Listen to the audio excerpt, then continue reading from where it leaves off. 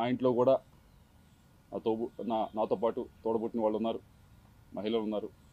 మా ఇంట్లో మహిళలకి ఒక న్యాయం, బయట మహిళలకు ఒక న్యాయం అని భావించే వ్యక్తిని నేనైతే కాదు. అది తమరు గుర్తు పెట్టుకోవాలని చెప్పి తెలియజేస్తూ ఉన్నాను.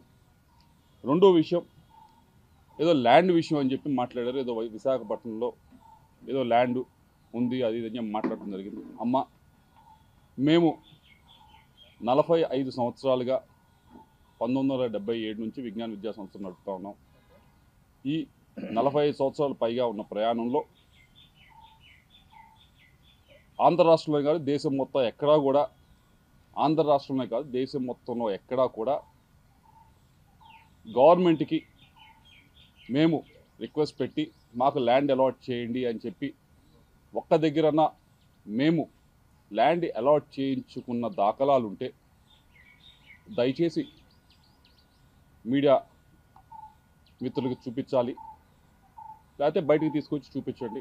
తప్పకుండా 45 సంవత్సరాలు ఎప్పుడూ కూడా మేము ఎక్కడ ఏ గవర్నమెంట్ దగ్గర నుంచి కూడా ల్యాండ్ మేము విద్యా సంస్థలు పెడతాము, మాకు ల్యాండ్ ఇవ్వండి అని చెప్పి మేము ఎప్పుడూ కూడా అడిగింది లేదు, తీసుకుంది లేదు. వచ్చి 9 నెలలు అవుతుంది.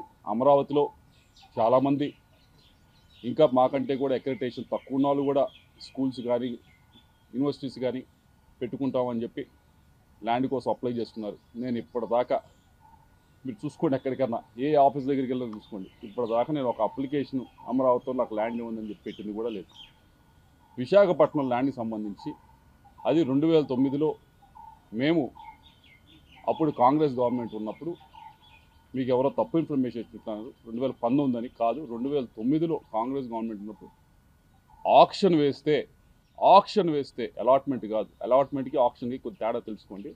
ఆక్షన్ వేస్తే ఫెయిర్ ఆక్షన్లో మిగతా వాళ్ళతో పాటు మేము ఆక్షన్లో పాల్గొని హయ్యెస్ట్ రేట్, అప్పటికి ఇప్పటికీ ఎడ్యుకేషన్ ఇన్స్టిట్యూషన్ హయ్యెస్ట్ రేట్ పెట్టి తీసుకున్నది మేము. కాబట్టి ఒకసారి ఎవరో మీకు బ్రీఫ్ చేస్తూ ఉన్నారు, వారిని డేటానా సరిగ్గా ఇవ్వమని చెప్పి కోరుతా ఉన్నాం. ఇవన్నీ కూడా, ఈ రెండు విషయాలు కూడా ఎందుకు మాట్లాడారో, ఎవరు మాట్లాడిచ్చారో నాకు తెలుసు. వారి గురించి కూడా చివరి